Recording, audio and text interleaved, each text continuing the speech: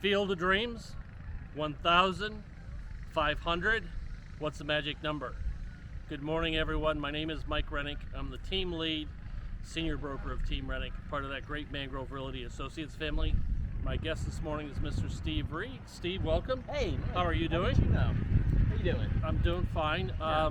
So I'm the videographer today, so bear with us. Tim is actually traveling, and we'll have him back again in a week. Less editing, a little scary. Yes, less capabilities All here. right. But we're back. We did a video not too long ago on this parcel of land here in Longboat Key, situated between Publix and the Mediterranean Plaza. There's a story breaking. What's going on? There is. Mike, this is the site that the town bought. It was two parcels. Used to be originally the Plaza Steakhouse, later a More restaurant owned by Mr. Rooks.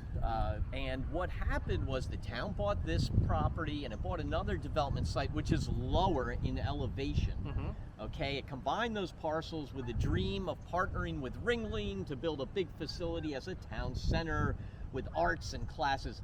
That fell through. Yes, and that's kind of what we covered in the last video.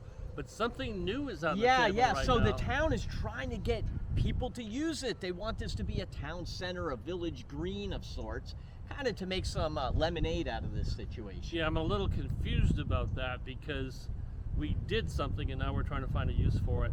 We'll come back. That's another video. Correct. in another day. And what they're trying to do is create, I guess you would call these more passive uses. They want to have people gather for events. And the first event, real event, that is being proposed is the lawn party, the gourmet lawn party that benefits St. Jude's Foundation, benefits children in the region, and it's slated to happen this fall in November.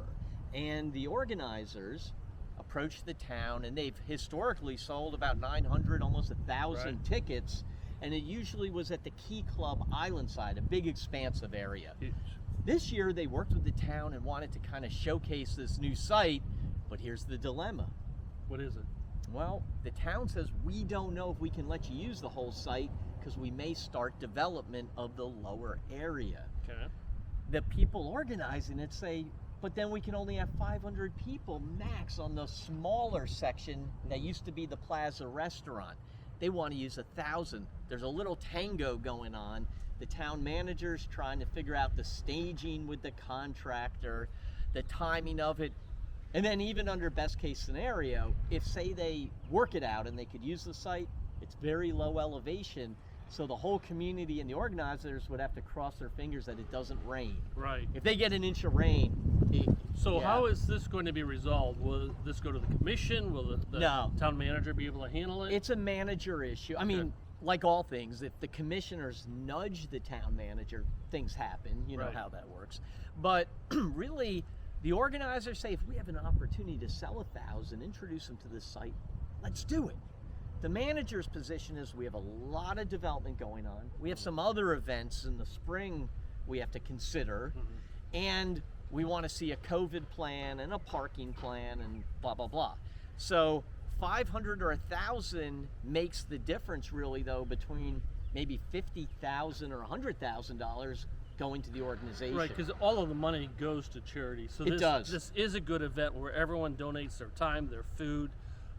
It showcases the best restaurants in the area. And also now this new plot of land. So we'll have to come back and keep everyone up to date. Does that make sense? Yeah, and we'll go to the event and walk around and see what's going on. Sounds really good. Steve, thank you. Thanks, Mike. Thanks for watching. We'll be back again with another edition of Out and Around with Mike. Take care. Take care.